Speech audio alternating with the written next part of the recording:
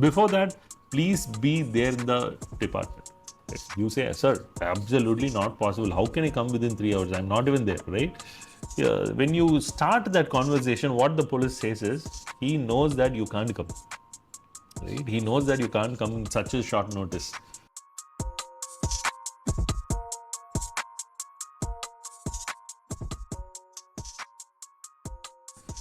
So what he says is, wait, I'll pass the call on to our advocate with whom you can. So now what you do is you start the conversation with the attorney and you say that, hey, I don't know what is happening. Right? I think you will start to say, I think my identity has got compromised someone and someone sent something from my identity and I have absolutely nothing to do. I am from an IT background, I am from a business background and there's nothing related to whatever has happened, right? So based on that, what the attorney says is, hey, don't worry, calm down. I think I can manage this police. All you have to do is send me 1 lakh. I will settle them this money, and based on this, I will try to, support you. So what happens? You immediately are okay, and you send out that 1 lakh. After you sending out that 1 lakh, the call is still not done, right? And this is all just happening over one call. You are not getting multiple calls or you are not calling back. So all happening in just one incoming call, right? And he says, wait, let me talk to the department police. And he says, I spoke to them for 1 lakh. He's saying this is a big criminal offense. This can't be managed within 1 lakh and all. I'll talk to him. Then he comes and says 10 lakh. What will you do for 10 lakh, right? So you express that I absolutely can't do that. This is not at all my fault and I'm just paying this to avoid traveling. Otherwise, I would have traveled to Bombay to meet the department. So he says, negotiates and come to a consensus of 5 lakhs, right? And you manage to pay 5 lakhs, right? And trust me, that is all. The phone call is cut and you are not anyway connected to them.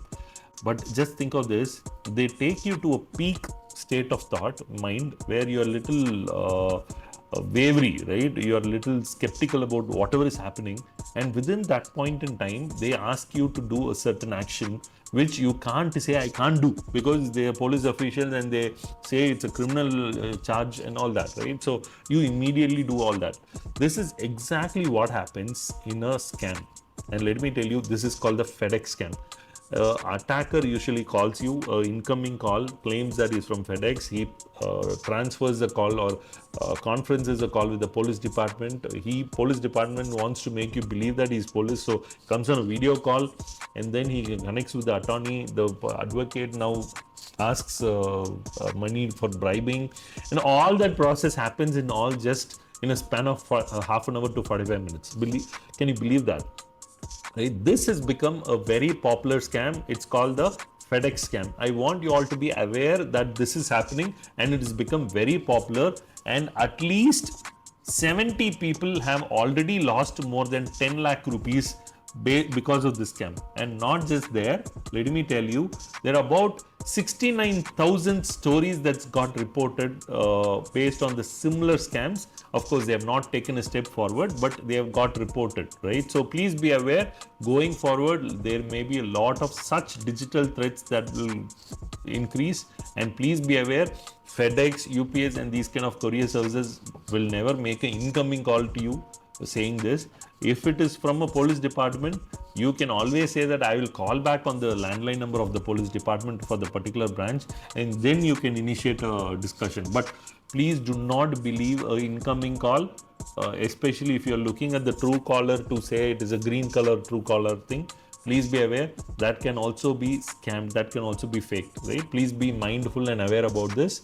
And this is something that I wanted to bring to your notice. Please be mindful. In case you come across something like that, always remember 1930. 1930 is a phone number. It's a toll-free phone number that you have to remember for reporting such cyber crime related frauds, whichever is related to computers, SIM cards, emails, anything of that sort. Always remember 1930, right? I hope you all had something to learn from this. In case you did, consider sharing and subscribing. Thank you. Thanks for watching. Don't forget to subscribe for more tech insights on cybersecurity.